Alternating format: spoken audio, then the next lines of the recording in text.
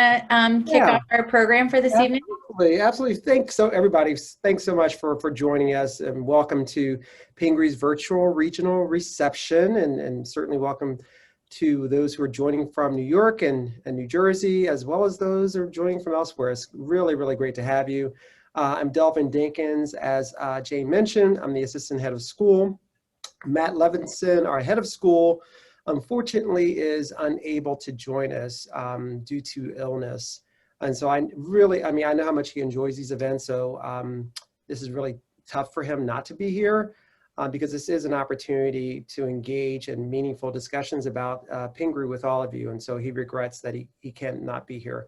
But this is our fourth virtual reception and part of our ongoing tour, visiting with different segments of the school community to highlight different programs at Pingry. And so, as you know, we've had to pivot from in-person to regional receptions through a virtual means, but these virtual receptions have actually allowed us to open up our regional receptions to more people. It's allowed for more people who are interested in attending to attend. So that's been a real silver lining. So as much as we are looking forward to the day, fingers crossed, when we're able to meet in person, it's truly remarkable that we can actually meet in this way. We're fortunate to be able to do that. So we prepared a video that we'd like to actually start things off with. This video we'd like to share with all of you kind of brings a taste of your alma mater, Pingry, to our alums today. So please sit back and enjoy this very, very brief video. Jane?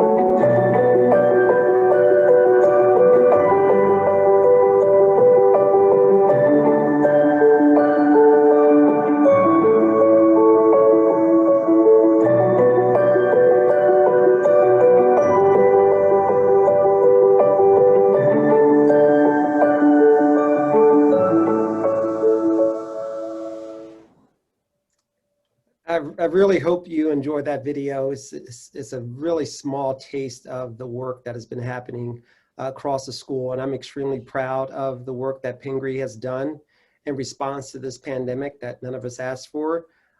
This work for which I remain grateful, really, thanks to our faculty and staff and administrators and volunteers and donors.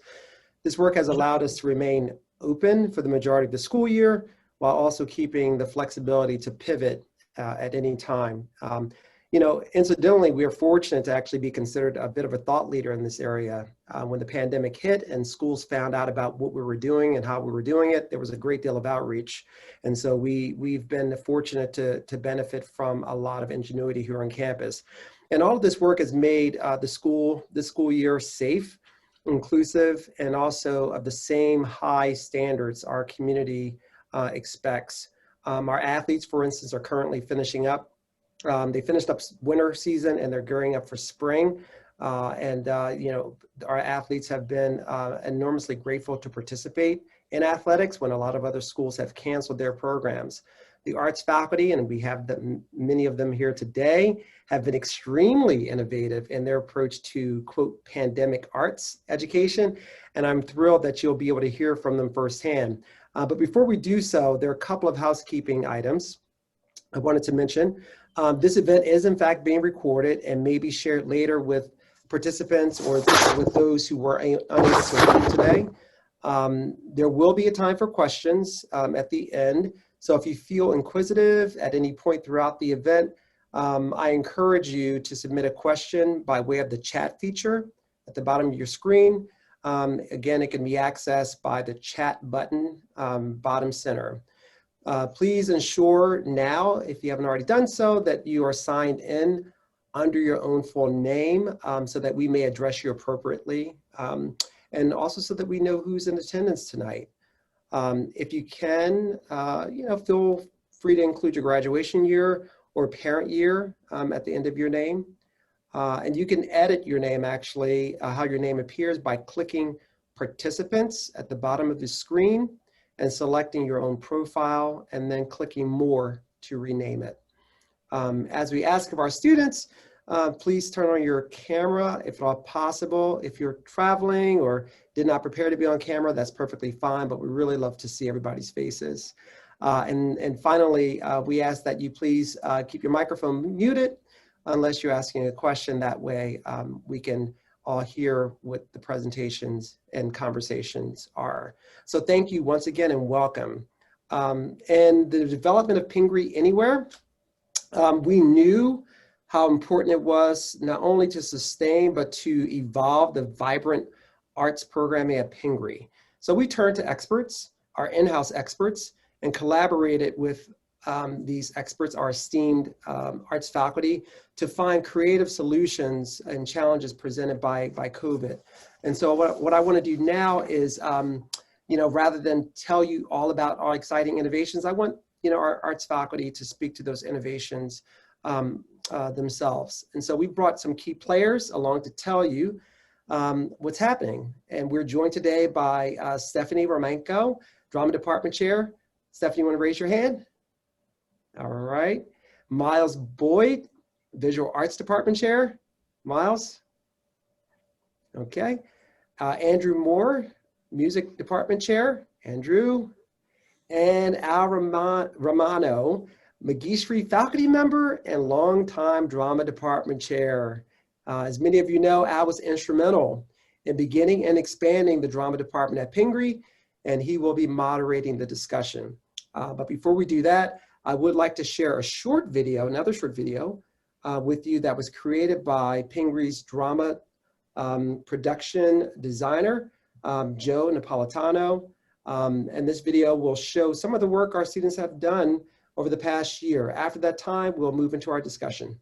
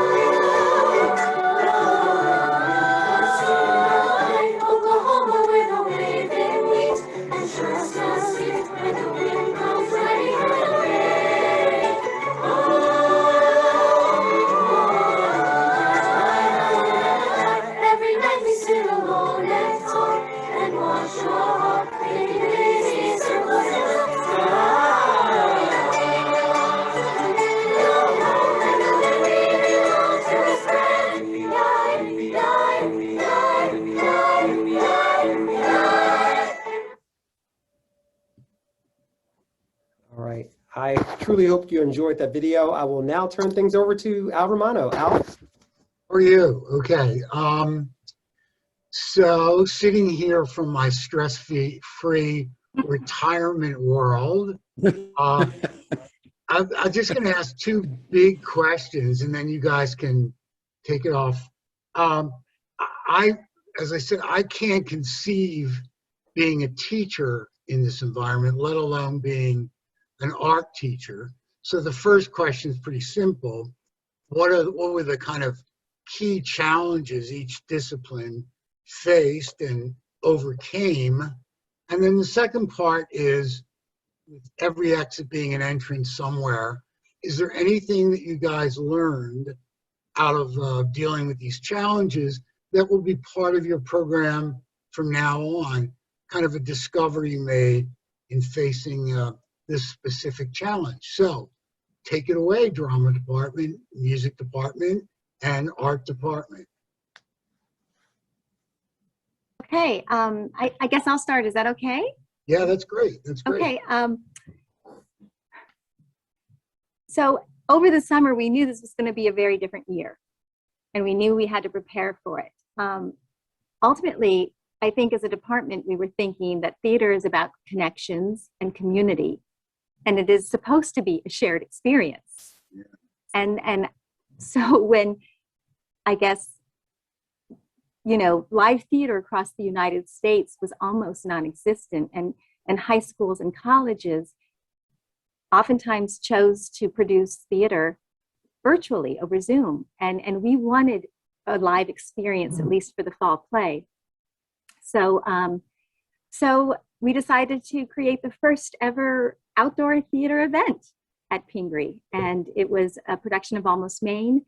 Cast and crew jumped right in, and they had a 3-month almost, well, actually 2-month experience for the rehearsals. We rehearsed while distancing, and then we opened it up to an audience of 80 to 100 people for 3 nights, and weathered many storms in the process. But ultimately, we had a shared experience, which was incredibly meaningful, I think, for the kids. That was our first experience. And then for the musical, we had the challenge of not being able to have a live audience because it was too cold outside. So Alan Van Antwerp was the director, and Joseph Napolitano was the production designer. And they envisioned a musical movie and of Oklahoma, and that's exactly what they did. Of course, with the help of the music department, right? Andrew Moore and Jay Winston. And the set you see behind me is the soundstage that they created. And that is actually going to be presented later this April. So, and then for our middle school, we're going to, our middle school musical and our senior play will take place in the middle school tent outside to a live audience as well. So it was incredibly challenging knowing that we weren't going to be able to have a live audience inside the theater, but we knew that that shared experience was incredibly important, both for the kids and for the community. So. And what about classes? Classes, incredibly challenging. I'll tell you, the seniors, for example, they, we have a show going up a week from tomorrow, and I've had 1 rehearsal where the entire class has been present. Wow. So we're practicing virtually, you know, moving the big TV unit all across the stage while trying to block. The students are basically creating monologues and scenes, many of them original, some of them scripted, and they're self-directing. So it is a smaller experience, I think, rather than a full production for them, right. But I didn't know how else to do it. Right, right. Yeah. Okay. Al, if I can piggyback on what Stephanie said about the musical, you know, we had a lot of challenges. I'm very grateful that Alan chose Oklahoma because we were able to do the orchestration from the 2019 revival, which had no wind instruments in it, thank God. So we basically had strings, you know, banjo, guitar, slide guitar. And so we were able to record all of that, and we were able to record them close enough together and in the Hauser Auditorium.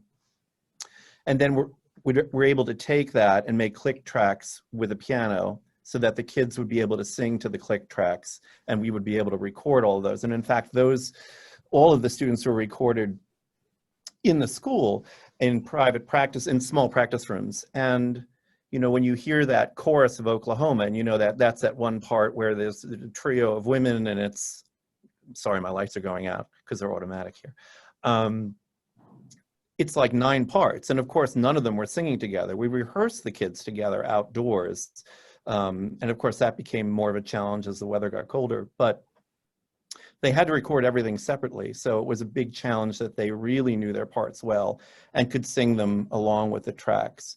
And so it became a learning experience while they were rehearsing a lot of the music together and could be together for that. They had to record everything separately, and then everything had to be mixed individually. It's a nightmare.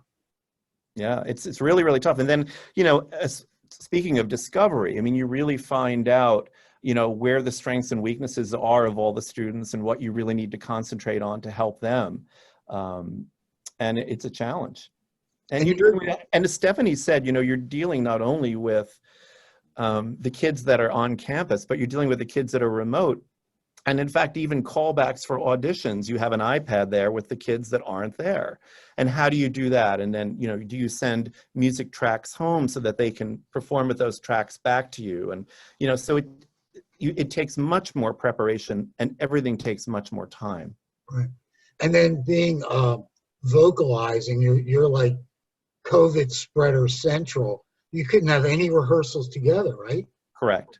You know, we do have, during the year, we did have some rehearsals outdoors. And in fact, my class, like the button downs, they seat over 6 feet apart, and they can take their masks off at that point. But where we rehearse, when we rehearse like that, you can't have a tent. You can't even have a roof over your head. You can't have walls. It's not allowed.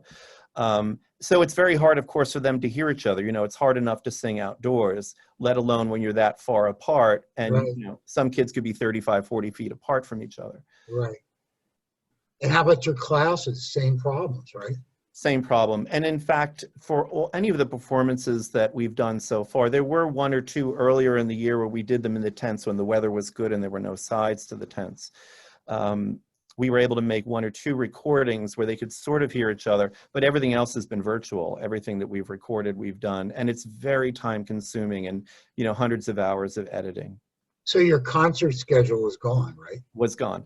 And, you know, that's the other learning experience, I think, because, you know, when you're a performance-based class, which many of our classes are, then how do you teach? How do you engage? What do you do? And of course, we did a lot more things like music theory. We did a lot more with the kids learning how to arrange their own music. We did a lot with kids learning how to edit their own, you know, using software like Logic Pro and whatnot, so that they could actually edit their own music and be able to make virtual recordings.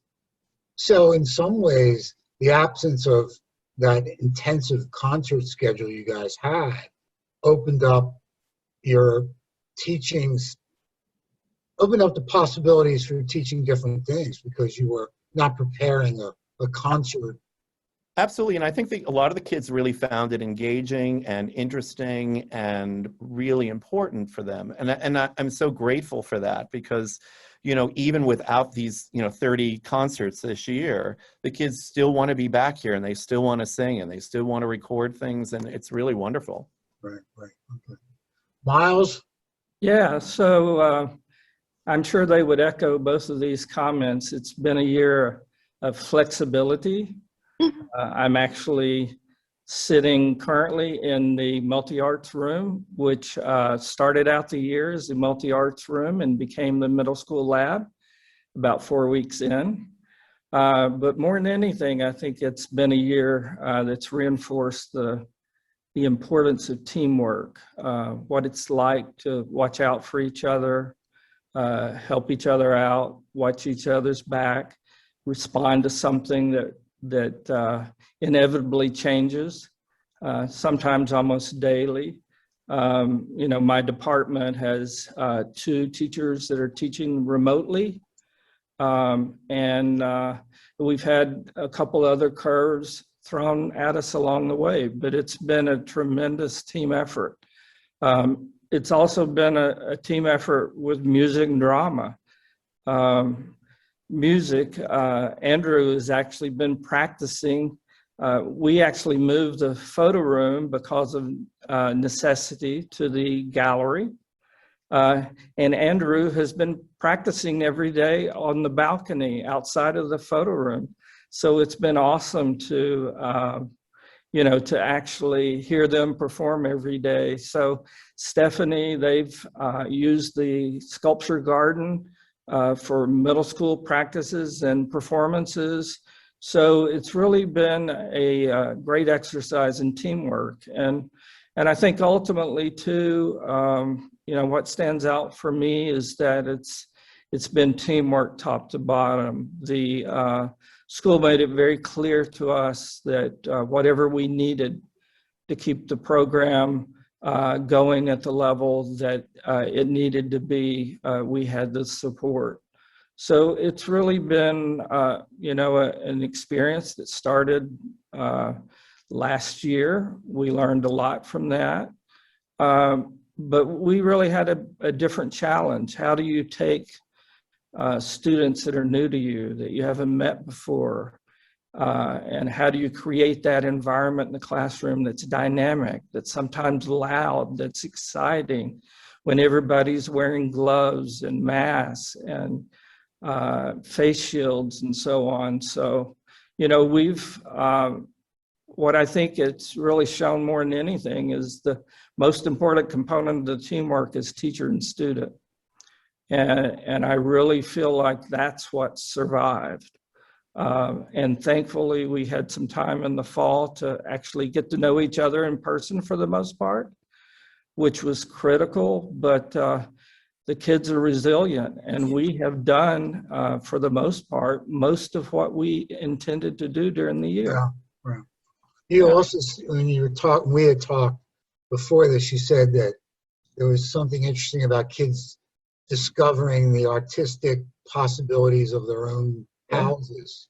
Yeah. So they've learned that, their homes can be studios, they can be exploratory labs. And so we have lost some of the interaction at school, but we've gained the possibility of seeing the world differently. Right. And it really has encouraged students to look at their environment differently, be resourceful, use materials they might not normally use. And I think, there have been many gifts, and that's one of them that's happened along the way. Yes, it's been a challenge. Yes, there's, changes that happen all the time. But the bottom line is learning has occurred at a high level. And, the kids, they were so excited today to hear that they're going to be back tomorrow. But I really think they have risen to the occasion. And, we've learned a lot from it. One of the questions that popped up in the chat was that Pingry is traditionally a pressure cooker place. Has the pandemic added to the pressure of the average Pingry junior or senior is feeling? I think it's a good question. Who wants to take that first? I'll jump in just from our end. One of the things that happened because of the pandemic was the dynamic of college applications changed. Test scores became less important, connections with teachers became more important, and so on. And even with everything going on, we created 35 students created portfolios for college. Wow. So we were able to do that with a combination of meeting in person and doing it online. But I think, for the seniors, they were able to do everything that they'd hoped to do to, in the application process. I do know that screen fatigue is something that you have to consider. And I think that's probably one of the things that they would mention. But for the most part, I think particularly the upperclassmen, in my experience, they've handled it fairly seamlessly. Yeah, good. Al, I would say there is, on the academic side, there is worry about what the AP exams are going to look like, what SAT exams are going to look like, because they were so different, of course, last year. And I would agree with Miles that I think there is a lot of screen fatigue. One of the things that I'm so grateful for, especially, in the arts, is that for a lot of the kids for singing, when they can go outside and actually sit and sing together with their masks off, even if they're a couple feet away, it's something more normal for them. Right, exactly. And maybe a little less stressful than worrying about everything else. And you're right, how long can you really keep them on the screen? We really are encouraged to give them enough work for the full 65 minutes or whatever the class period is, but really after 45 minutes, it's good to give them something else to do and not be on screen, because it's really tough back to back. Right. Yeah, I can't imagine. I mean, you guys are, I cannot imagine how to do this. And it just seems to me that for the average faculty member, I don't know if it's just the arts, but that this must have been a grueling experience to have to face the challenge. Some kids in class, some kids not in class. Yeah, it's horrible. Anything that you discovered that you're going to keep in your program? Steph? Okay, yeah, a number of things. When it comes to outside theater, I did learn how challenging the elements can be, I'll be honest. Closing night, we had a hurricane and it destroyed part of our set, and it literally took out the entire lighting apparatus hours before an audience entered the space. And I quickly emailed the entire cast and crew. People showed up early and everyone pitched in and helped. And somehow, thank you, theater gods, the lights literally began working like literally moments before the audience entered. Well, flashlights, flashlights, you can. Yeah, I know, right? Everybody looks like a ghoul. Right, and the night before, it was like freezing temperatures. I remember that. Yeah, so people were sliding on the stage, I mean, it was like, oh my gosh, what is happening? It is like Halloween. It's not that late in the season. So any chance of keeping a permanent outdoor theater space in the campus? If it was well equipped, meaning that it had access for, electricity, and I think you would need bathrooms and maybe even some storage facilities, on the side. So some listening alum who'd like to give a gift to the Pingry Drama Department can get an outdoor space named after them? I think it would be amazing. And I think, on a small scale, I really, I can't tell you how profound being outside watching live theater was, even though people were like, bundled in their coats and their blankets and drinking hot chocolate under the sky. Yeah. It was magical.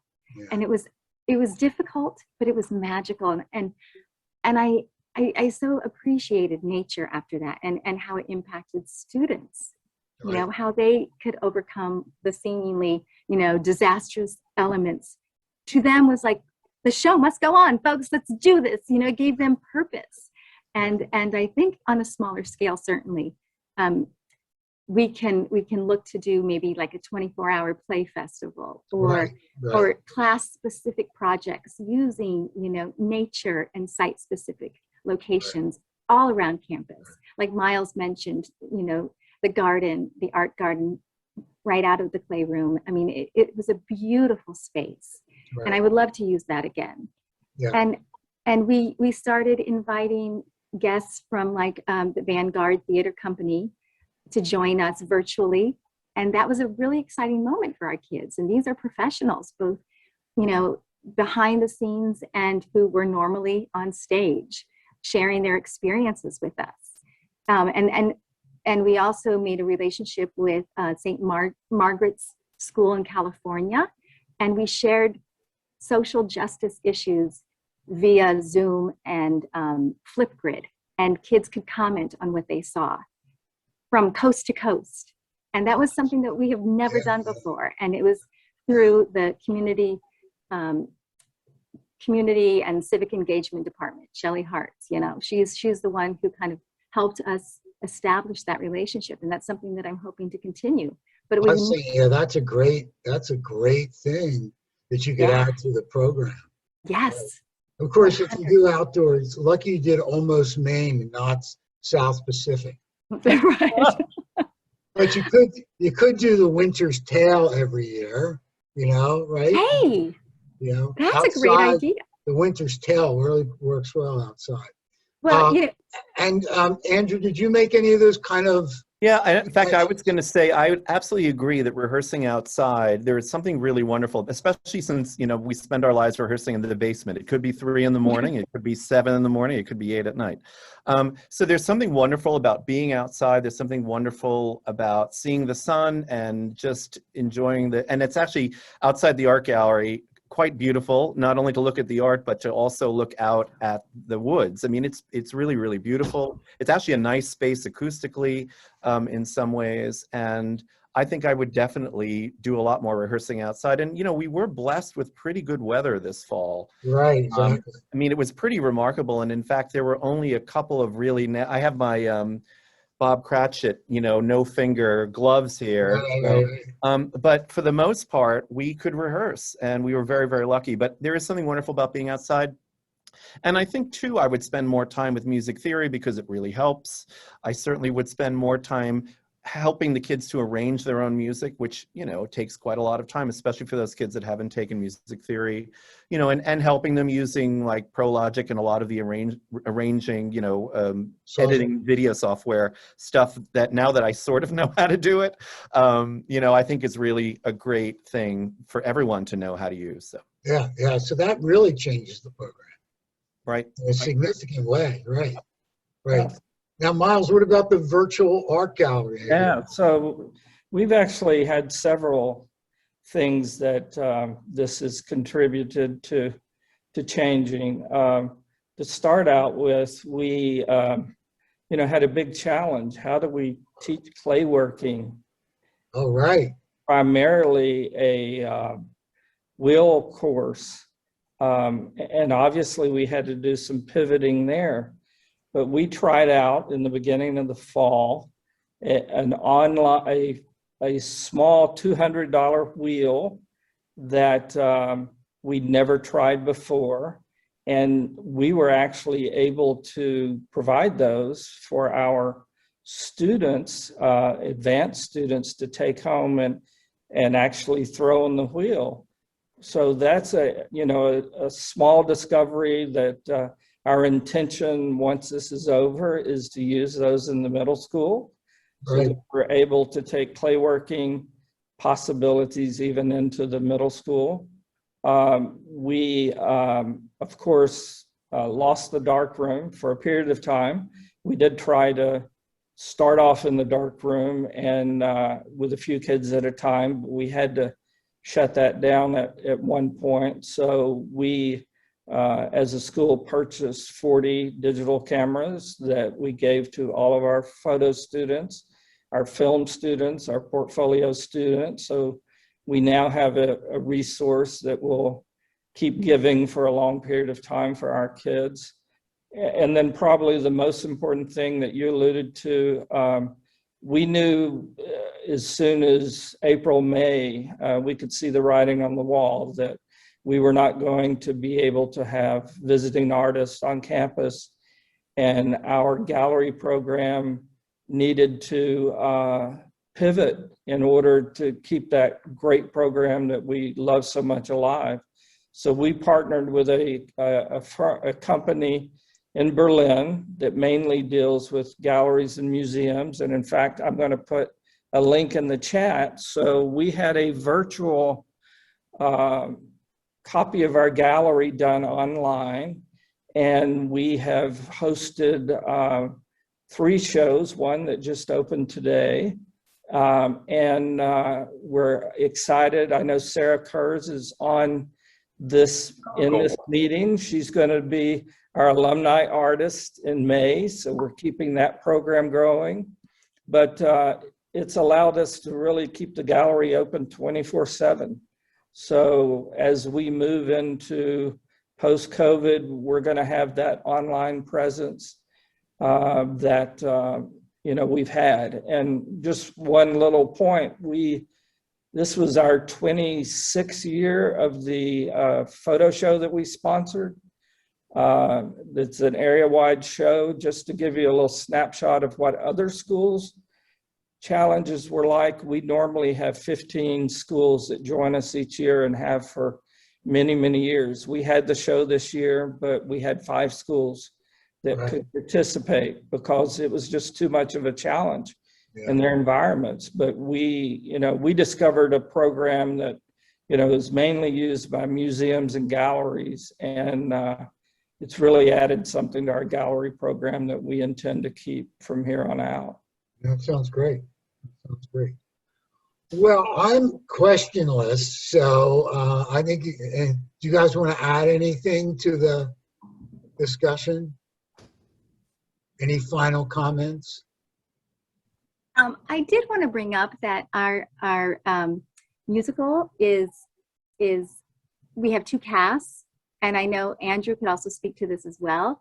One is traditional and one is gender bent, and Alan Van Antwerp thought this was a way to make it more current, and he spent so much of the time really just delving into the dramaturgy, which is like, the background of the musical and what all of it means, and then turning it into like a class lesson, and bringing it into current day situations. So we have 2 casts, and what's really very exciting is that because, they can't have a live audience, we are going to be offering a movie premiere for both casts, a red carpet premiere for cast, crew, and faculty, staff, and any student who would like to join us, and that's going to take place in the Hauser Auditorium. It's also going to be made virtual for anybody who's interested in watching it. So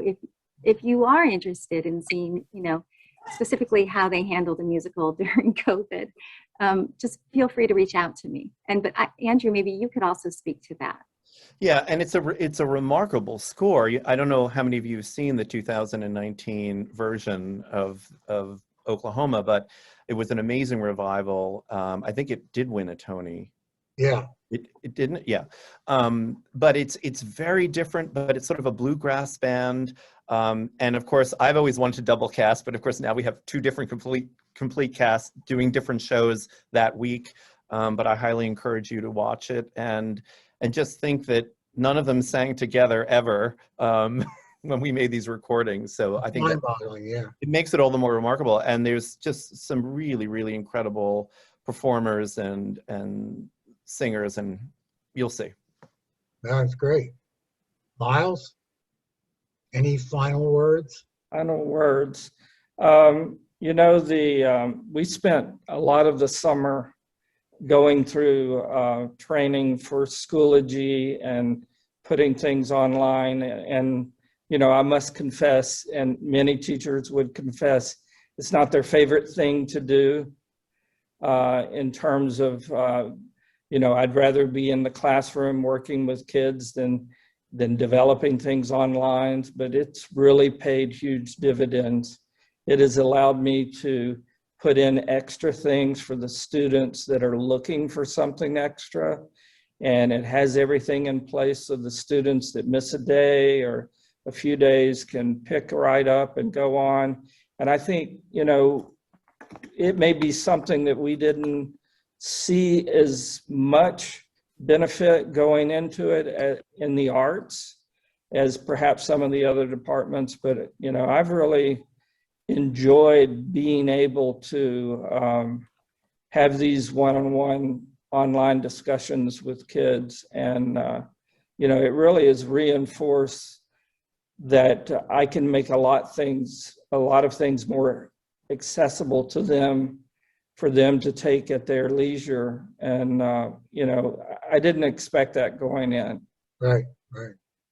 I would agree with Miles. I think that there are things about Schoology that I've been able to use. You know, we make tracks for kids so that they can play something and sing it back to you so that there's no delay when you're playing something for them.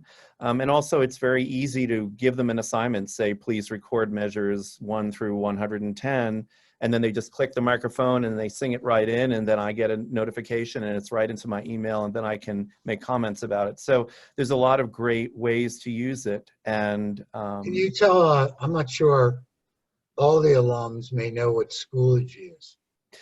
So this is a platform that we basically use for all of our classes. And so everything that you would ever need to know about the class itself is on Schoology.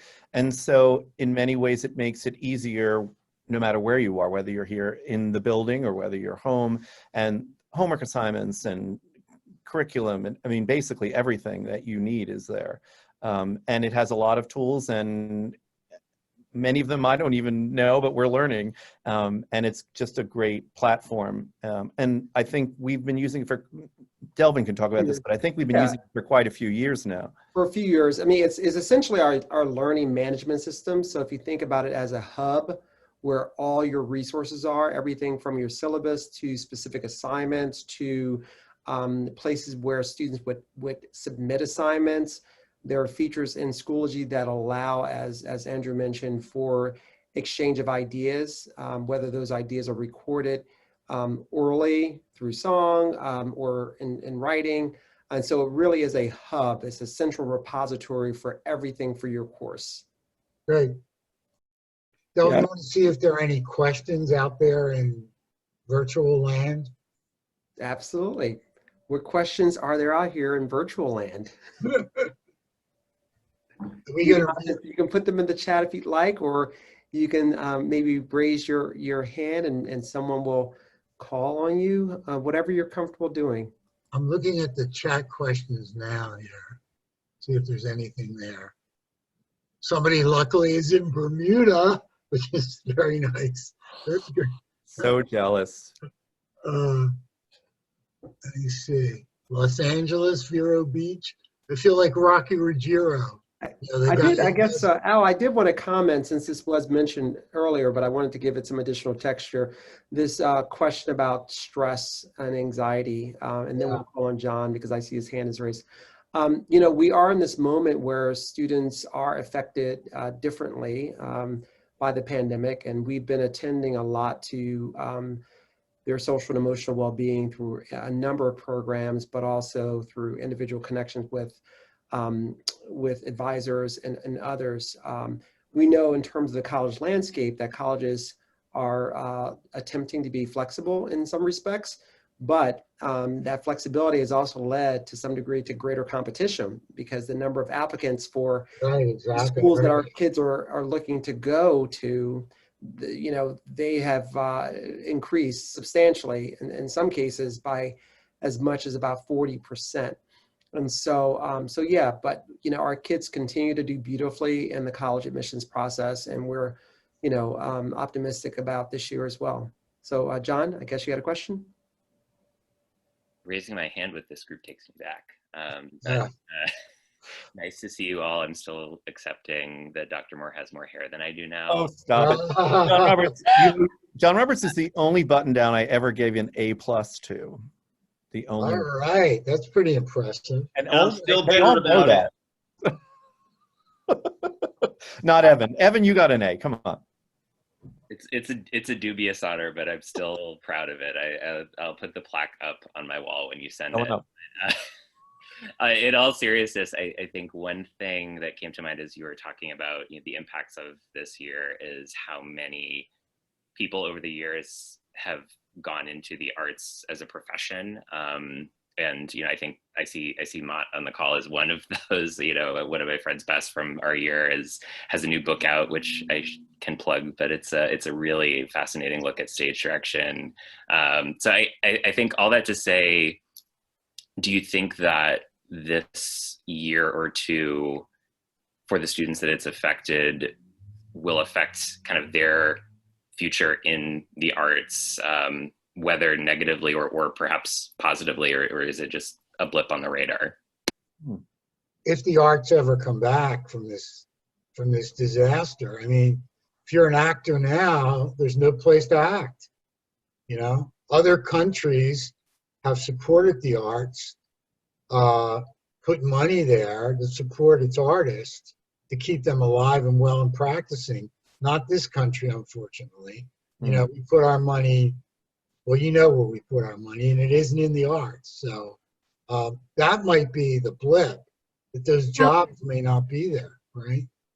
So I will say, the students, when they have the opportunity to experience meaningful art, it's everything to them, especially now. And so I don't know, maybe this is the generation that is going to say, you know what, we need art, more art, because Right. it brings us together. It tells the story of it's all about humanity, right? And it allows us to see it and to question it, and which I think is really important, and then to share it. And that's ultimately, I think, what we all need is just some connection, especially now. So I'm very hopeful that these kids are going to be the people to bring meaningful art and to raise it to the rest of the world. I'm hopeful. Right. Yeah. Maybe that would be a nice consequence of this horrible experience, right? Right. You know, John, the only thing I would add is that I think about, for instance, the jazz ensemble, and I watch Mr. McAnally teach them. And of course, there's lots of kids there when he's indoors because of the weather. And, you know, it's not great to have a mouthpiece on when it's 12 degrees outside. So he often will have class indoors, and they'll do a lot more talking about improvising and playing different percussion instruments and doing things that they would have never done, because I play the saxophone and that's what I do. And so I think that a lot of ways, especially those instrumentalists that really are hampered by not being able to play right now, that they're doing a lot of other things and analyzing how people improvise and looking at scales and doing really interesting things that probably can spark their imagination in different ways. And we've had an unusual number of kids really take the notion of turning their home into a studio and run with it. And, you know, it's been something where the kids that have been thinking about the arts could try it on like full time, because they've at times been at home and only at home. And so I do think that, yes, it's different, and we don't know what the opportunities are out there, but I do think the last couple of years has really stirred some interest that might not have been stirred and, you know, going through our daily routine that we normally go through. So. Very good. Any other questions from virtual land? Evan, how are you? God, you look like an old man. You look like a grown man. This is really great. My only question for y'all is how y'all are doing. How are we doing? We're doing great. Yeah, Doing great. we're hopeful. Yeah, Spring is coming. right. The weather's warmer. My classroom won't be frozen. And I think, you know, I think we all know, like, this has been a tough year for everyone, you know, and it's really, you know, it's so hard to like experience here's one thing, it's so hard to experience the humanity with a mask. That's what I'm finding, especially in drama, and then holding a class 6 feet apart. And then you have the student who's on the TV screen, they're home virtual, and you get to see their facial expressions. And it's like a gift, you know, it's like, oh, you know. Yeah. But I will say, you know, hopefully the whole body now is we're paying attention to, not just our heads, you know, not just our faces. And so I tell you what, I need the kids. And so when they're here, it makes my day, you know, or when I get to teach, you know, not from my own little desk, I love being present with them. So I'm very, very, very, very, so very happy that Pingry has allowed us to be able to be on campus as much as possible. Looks like we have a question from Sam. Waterbury. Hi. Thank you so much, and thank you for organizing this. It is such a delight to see your faces. And I have a question, but first I do just want to thank the faculty on the call for everything that they taught me and for the incredible impact that you've had on my life and my appreciation for the arts. Thank you. My question for the theater folks is whether there's been any thoughts of doing some mask work. Given the need for people to be wearing COVID masks, I'm curious if there's been any exploration in that area. Great idea, Sam. Yeah, thank you for the question, Sam. So we're still uncertain, right, what next year holds. And I was speaking to David Fahey about safety protocol for next year. And I'm like, please, can we, are we inside? That would be wonderful, for the fall play. And he said, we have to be prepared. We have to be prepared for anything, like continually be prepared. So I'm thinking about it now, and that's exactly what I was thinking. I'm like, what show can I do with a mask? So I can pivot if I need to. If I'm outside, wonderful. But if I'm inside, how can I? And I don't have that yet in my head. If you have any ideas, Greek drama. That's true. That is true. Oedipus. You can do Oedipus or Electra. That is true. That is true. And Eugene O'Neill has a play with masks called Strange. I think it's Strange Interlude, something where they all wear masks. Sam, do you know that play? It's a Eugene O'Neill play where they're all in masks. I forget what it's called. I don't know it. Yeah, I forget. But that's a great idea. But you're right. Maybe mask work. Commedia. Do commedia. Everybody could be in a mask. Right? Yeah, this is great. Thank you. Great idea. Yeah. Well, this fantastic questions. I know that we're coming to the end of our time, but I just wanted to thank you all so much for joining us. This has been tremendously uplifting at a time when we all need a bit of joy. And I wanted to thank you for your insightful questions and certainly to hats off to our amazing faculty of the arts. What you've done has been just so inspiring. You've taken an imaginative and an uber imaginative approach to making sure that we're providing a quality experience for our students. And I can't thank you enough for that. And I know that, you and I have had many opportunities to talk about how to strategize through this pandemic. And you've done it beautifully. So thank you so much. I'd also like to take a moment to thank the Office of Institutional Advancement, who, they help to keep our community so close-knit through events like this one. They'll also be hosting, just so that you know for your calendar, a Lunch and Learn event co-hosted by Benjamin Lehrhoff, Pingry alum of the class of 1999 and principal at Bernstein Private Wealth Management, to help you maximize your impact at Pingry through a planned gift. So this virtual event is on April 6th at noon, and registration is currently open.